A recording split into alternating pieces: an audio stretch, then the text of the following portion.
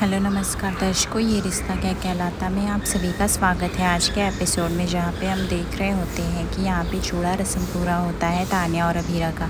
जहाँ पे अभीरा अपने चूड़े को देख रही होती है और जैसे वो ऊपर चूड़ा करके देखती है तभी उसकी नज़र जो होती है मायरा पे पड़ती है। मायरा बहुत ही क्यूट और सुंदर लग रही होती है क्योंकि वह जो होती है वो पुकी की ड्रेस पहनी रहती है और गीतांजलि भी देख के शौक रहती है। मायरा यह ट्राई कर रही होती है कि वह अभीरा को खुश कर दे, इसलिए वो फुल स्माइल के साथ वो ड्रेस पहन के उसे सरप्राइज़ देना चाहती थी। तभी अभीरा को याद आता है कि ये ड्रेस को जाना पहचाना, ये ड्रेस तो उसकी पुकी का है। और यह देखते ही वो मानो लड़खड़ाने लगती है उसके कदम, बट दादी सा उसे संभाल लेते हैं क्योंकि इतने सालों के बाद जैसे अभीरा को इंतज़ार था वह उसकी बच्ची इस हालत में मिली। ऐसा लग रहा था मानो कि मायरा ही अभी उसकी पुकी है। वह पूरी स्तब्ध रह जाती है, उसके मुँह से एक शब्द भी नहीं निकल पाते, ना ही वो कुछ बोलने की कंडीशन में रहती।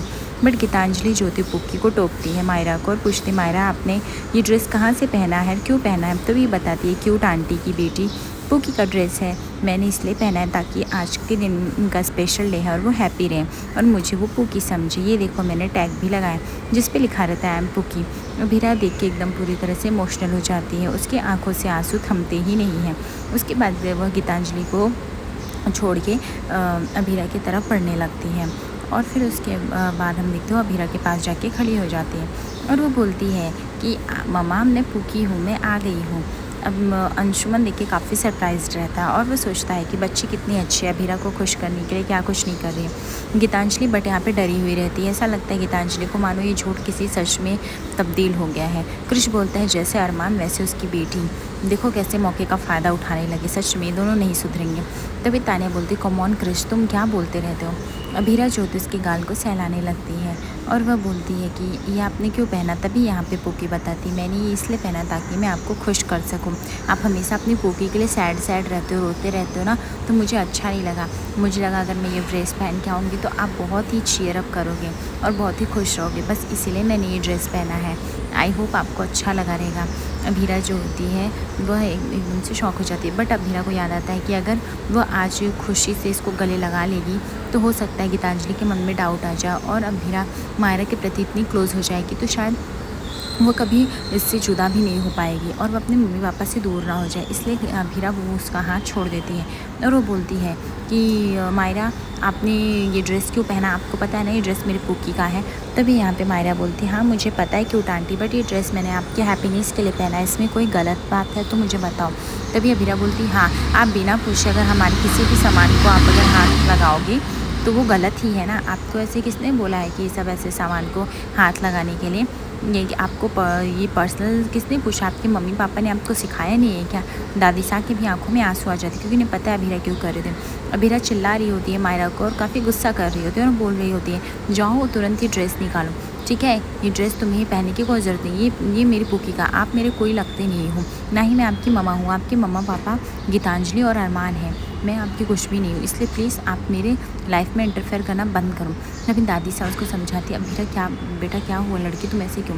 तभी बोलती नहीं दादी साहब इसको बोलिए ये जाके कपड़े निकाल जाए। तभी गीतांजलि जाती है और वो बोलती गीतांजलि उसको बोलती है क्या किया बेटा आपने, बिना पूछे किसी की ड्रेस क्यों पहनी आपने, ये तो गलत मैनर्स है ना। तभी पुकी बोलती है कि यानी मायरा कि मैं तो क्यूट आंटी को खुश करना चाहती थी, बट क्यूट आंटी बहुत ही बैड है, वो सिर्फ चिल्लाती रहती है, आप चिल्लाते रहते हो, आपके पास मैनर्स नहीं बच्चों से बात करने का, है ना, आप बहुत ही गंदे हो। मैं तो आपको खुश करना चाहती थी लेकिन आप मुझ पे ही जो शाउट करने लगे। पता है आज तक गीतू और पापा ने भी इतना शाउट नहीं किया जितना आपने मेरे ऊपर कर दिया, आप इतना चिल्लाते हो। अब से मैं आपसे बात नहीं करूँगी कटी।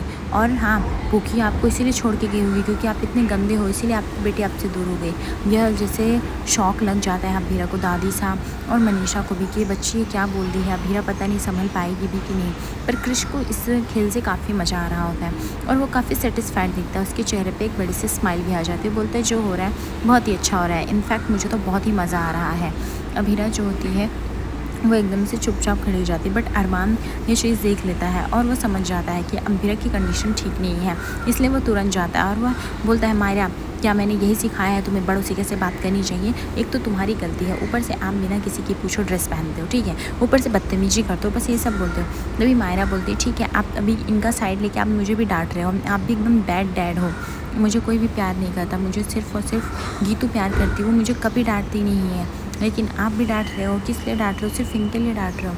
अरमान बोलता है मायरा समझो, तुम जो की वो गलत है बेटा, ऐसे किसी को नहीं बोलते हैं, किसी के सामान को पहले पूछते हैं, ये सब मैनर्स कहाँ गए आपके? अभीरा जो होती है वो अरमान को इशारों में बोलने ही वाले थे कि चुप करे, बट वो अपना हाथ हटा देती है। अभीरा इतनी दुखी रहती कि वहाँ से भाग जाती है। तभी यहाँ पे मायरा बोलती गीतू मुझे पता है कि आप मुझे प्यार करते हो और आपके अलावा मुझे कोई भी प्यार नहीं करता है, बस इसीलिए मुझे भी अच्छा नहीं लगता है यहाँ पे कुछ भी। यारा को शक हो जाता है अभीर पे, इसलिए वो उसका पीछा करके जाती है। दूसरी तरफ हम देखते हैं कि यहाँ पे अभीरा रास्ते से जा ही रही होती है कि दद्दू मिल जाते हैं और वह समझाते बेटा एक बुज़ुर्ग होने के नाते इतना तो मेरा हक बनता है कि मैं तुम्हें कुछ समझा सकूँ, और मेरी यही हिदायत है कि बेटा तुम्हें मायरा से इस तरह से बात नहीं करनी चाहिए थी। अभीरा बोलती है कि सॉरी, बट अगर मैं उससे ऐसे नहीं करती तो अपने मम्मी पापा से वो दूर नहीं जाते और गीतांजलि से उसका डिस्टेंस बढ़ जाता। मैं नहीं चाहती कि माँ अपने बच्चे से दूर हो जाए, क्योंकि इसकी फीलिंग सिर्फ मैं जान सकती हूँ। यह कह के चली जाती। गीतांजलि जो होती है वह अभीरा को सॉरी बोलती है और थैंक यू भी।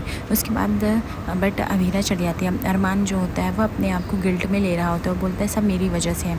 अभीरा जैसे ही रूम में पहुंचती है वो रोने लगती है और उसको मायरा के सारे शब्द याद आते हैं, मायरा ने जो उससे गंदी आंटी बोला, और वह पुक्की के कपड़े लेके रो रही होती है।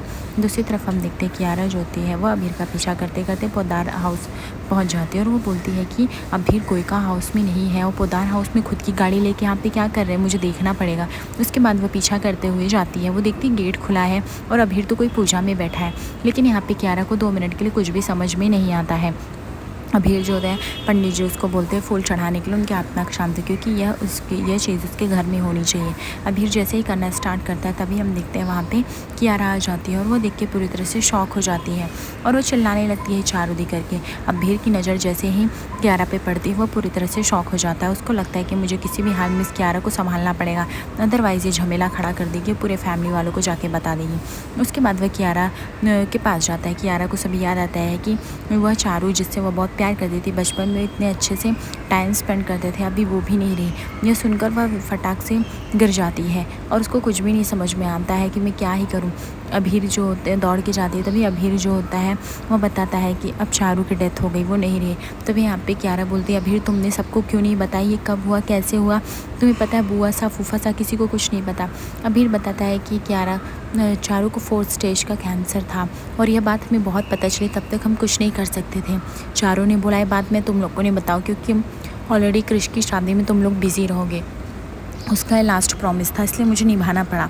मैं खुद किस तरह से जी रहा हूँ मुझे पता है, पर तुम प्लीज़ ये बात किसी को मत बताना। तभी कियारा बोलती मैं ऐसा नहीं कर सकती।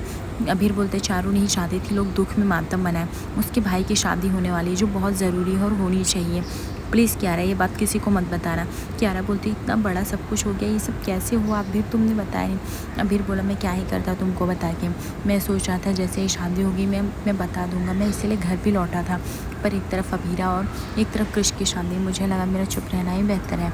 दूसरी तरफ हम देखते हैं अरमान जो होता है वो पुक्की को समझा रहा होता है कि जो बेटा आपने किया वो गलत है, बड़ों के साथ हमेशा डिसरिस्पेक्ट से बात नहीं करनी चाहिए, ठीक है, इसलिए जाओ अपनी क्यूट आंटी से माफ़ी मांगो।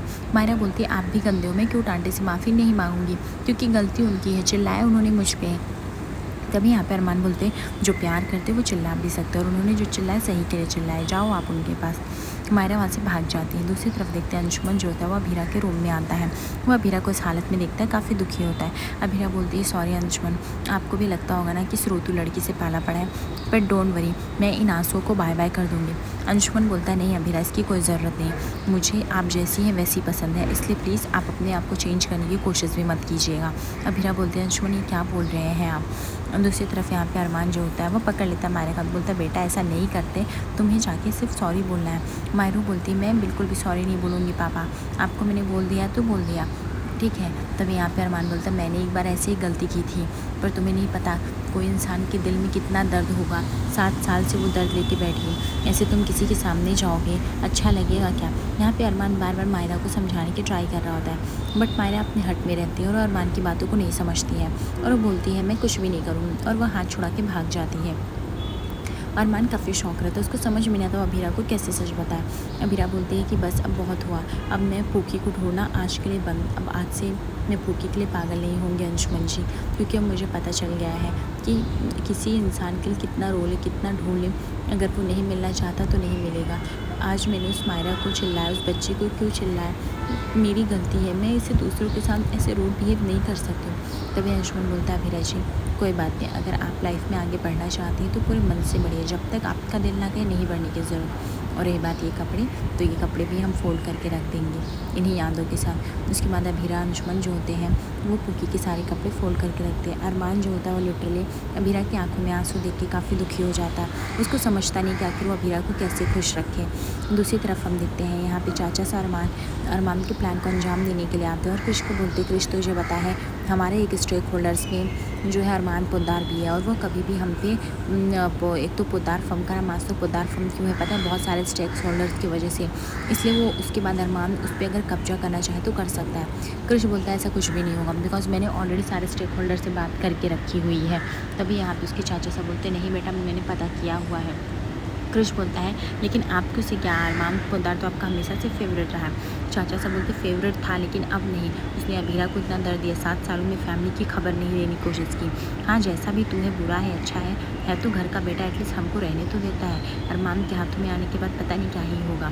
मासा की उम्र भी हो चुकी है, इसलिए मुझे लगता है तू ही ठीक है चाहे जैसे भी है। तभी और बस हमें उसको रोकना पड़ेगा, जैसे तूने मासा के धोखे में पेपर पे साइन कराया था ना, वैसे ही हमें अरमान के भी साइन लेने पड़ेंगे। तभी कृष बोलता वो मेरा लुकआउट है और वो मैं हैंडल कर लूँगा, प्लीज़ आप इतना स्ट्रेस लेना बंद कीजिए, ठीक है, आपके लिए इतना अच्छा नहीं कि आप हर बात पे इतना स्ट्रेस लें। तभी उसके चाचा साहब बोलते हैं कि मैं तो बस यही बता रहा था बेटा हमने जो करना है बारीकी से। कृष बोलता है ओके ठीक है आप जाओ मैं देख लूँगा। उसको चाचा साहब को लगता है कि रिकॉर्डिंग भी किसी काम की नहीं, क्योंकि कृष ने ऐसा कुछ खुलासा ही नहीं किया।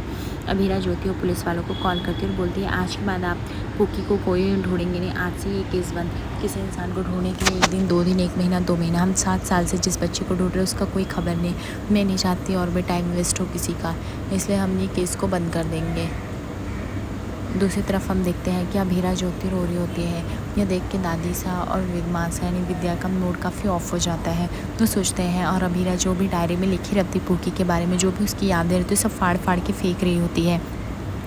एन मौके पे मासा और यानी दादी साहब पहुंच जाते हैं और वो बोलते हैं अभिरा तू क्या करे। अभिरा के एक फ़ोटो में वो अपनी पूकी के साथ रहती है, उसको चिपकाई हुई रहती है, वो बहुत ही अच्छा लगता है।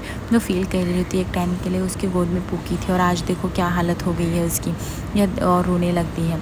आज रात के एपिसोड में देखेंगे जहाँ पे शायद अंशुमन को सच्चाई का पता चल जाता है।